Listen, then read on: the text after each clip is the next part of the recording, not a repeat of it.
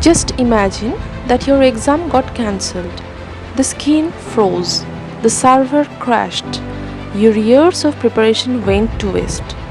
So can you fight back? Can you sue SSC or the private vendor responsible? Let's break down your legal rights as an aspirant.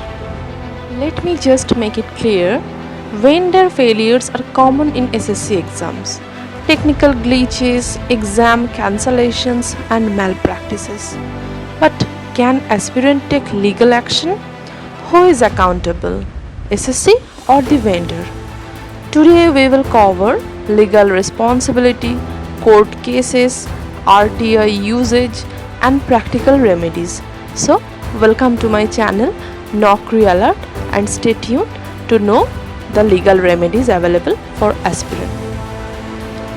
SSC is a government body and holds the final responsibility. Vendors are private agencies hired by SSC, but students don't sign any contract with them. Therefore, SSC is answerable, not the vendor. Now, let me discuss the legal remedies available for an aspirant. What you can do is to file a complaint with SSC. You can start by emailing SSC and lodging a formal complaint. You have to keep your admit cards, center details as evidence.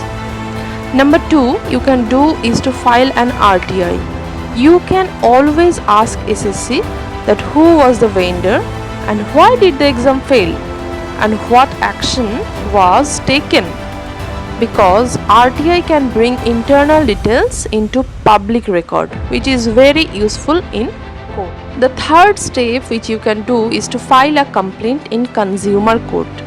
You can approach Consumer Disputes Redressal Forum. You can claim mental harassment and loss of opportunity. You have to attach proof of preparation costs, travel and emotional toll. You can always do this because it has a legal basis, as SSC is a service provider and aspirants are consumer. If a large number of students are affected, a PIL can be filed against SSC for violating right to equality under Article 14, and you can always ask for re-exam or compensation. Now I will give some examples of past SSC mismanagement and legal actions taken. 2018 SSC 2018 leak case. Supreme Court stayed result due to malpractice. RTI movement by aspirants. Multiple RTIs revealed vendor names and flaws in exam software. PILs in Allahabad and Delhi High Court demanding re-examinations after mass glitches. Some suggestions from me is to keep the admit card and center address always with you.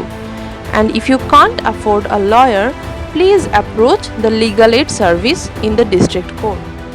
So finally, yes, you can take legal action, but you need to be informed, united and prepared. SSC may be a big institution, but with facts, RTI and legal tools, aspirants have power too. If you have faced any exam mismanagement, please let me know in the comment section. Or if you know someone affected, please share this video with them. Let's make exam accountability a student movement. Thank you.